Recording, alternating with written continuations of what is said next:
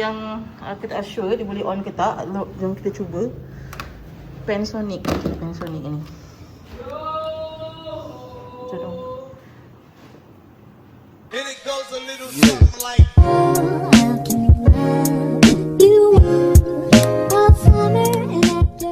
Okay guys. Okay, aku sebenarnya tempat kita nak pergi ni dekat area Bagalalang. Okay, lepas tu aku tengok rating dia tak beberapa cantik lah. So aku nak review sendiri. And nanti aku akan tunjuk kat korang the real review.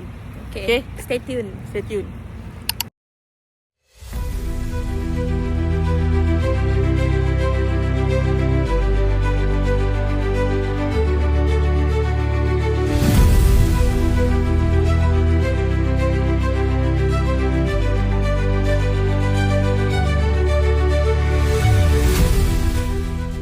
Now kita orang berhenti makan before sampai the place dekat sebelum masuk ke area hotel, ke area Bagan tu.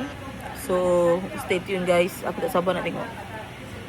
Okay guys, Kita dah sampai. dah sampai dah dekat tempat Bayu Resort ni.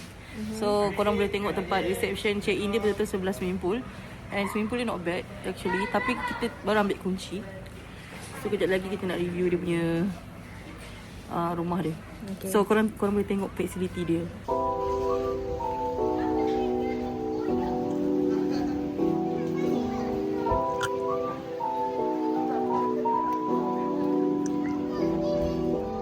Got this unit. So masuk rumah ni memang sangat luas. But it's a bit old because this is the normal room yang kita pilih, yang paling murah and ground floor. Masa masuk tengok ini dia tak letak betul-betul. And then ni dapur.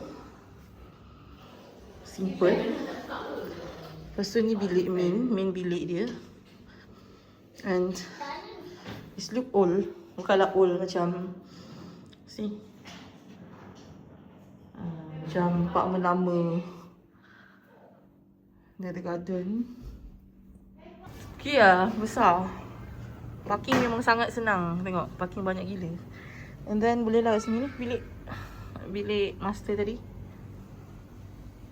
I don't know how far to the beach. Let's see later. Dia ada towel. Dia ada bagi towel. Second room.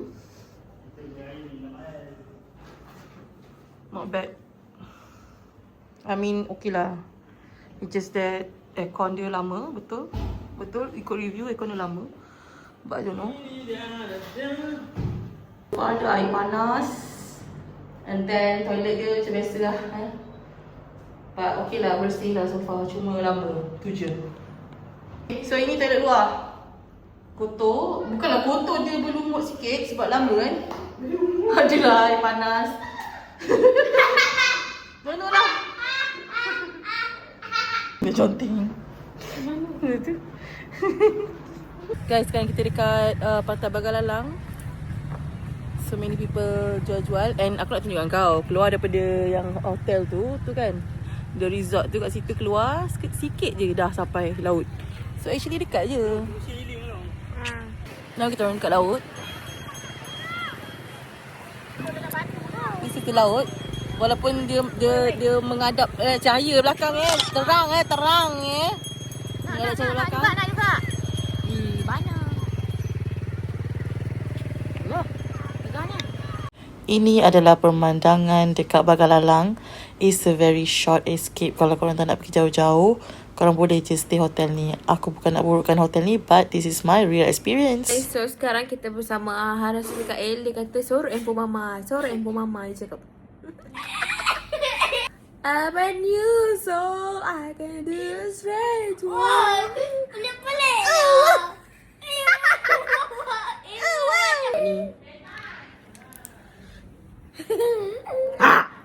what a wonderful